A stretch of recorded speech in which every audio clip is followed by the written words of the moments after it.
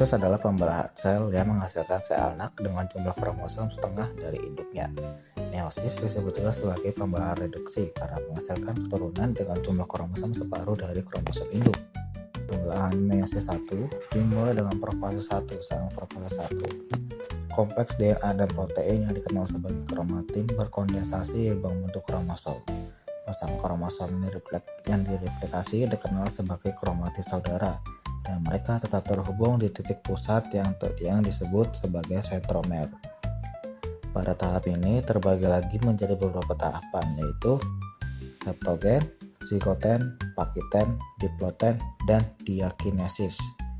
Profase 1 diakhiri dengan diakinesis atau pemadatan kromosom dan rusaknya membran inti sehingga nukleus menghilang dan kromosom ditarik keluar oleh benang sentriol. Yang kedua ada metafase 1. Pada tahap ini, kromosom bergerak di bidang ekuator dan sentriol mulai membentuk benang-benang spindel yang berikatan pada sentromer kromosom. Selanjutnya pada tahap anafase 1, di tahap ini kromosom homolog berpisah dan bergerak ke kutub yang berseberangan. Setiap kutub sel memperoleh setengah jumlah kromosom sel induk. Pada tahap ini juga terjadi pengurangan atau reduksi jumlah kromosom akibat dari pemisahan kromosom homolog. Lalu yang terakhir ada telofase 1. Pada tahap ini terbentuk dua inti anak dan terjadilah sitokinesis atau pemisahan membran yang menghasilkan dua sel anak.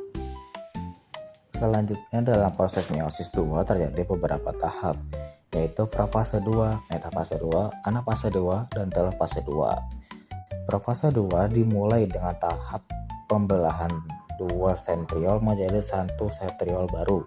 Setiap pasang sentriol akan bergerak ke kutub yang berlawanan, lalu nukleus akan lenyap, sementara kromatin yang ada di tahap ini masih memadat menjadi kromosom.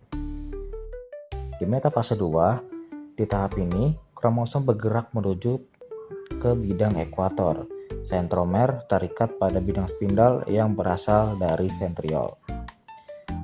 Di tahap anafase 2, benang spindel mulai menarik salinan kromosom. Kromosom berpisah dan bergerak ke arah kutub yang berlawanan, tapi kromosom tetap berupa seperti haploid. Di tahap telofase 2, masing-masing kutub memiliki sebuah kromosom yang haploid. Benang spindel pada akhirnya akan menghilang. Lalu di tahap ini juga akan membentuk 4 inti, yang dimana setiap intinya ini memiliki setengah pasang kromosom haploid atau satu salinan DNA. Lalu yang terakhir di tahap sitokinesis akan menghasilkan 4 sel baru. Dari proses meiosis 2 hasilnya adalah 4 sel baru, tidak ada pengurangan jumlah sel induk ke anaknya, dan itulah yang membuat tahapan meiosis 2 bisa disebut juga sebagai proses pembelahan mitosis atau pembelahan non-reduksi.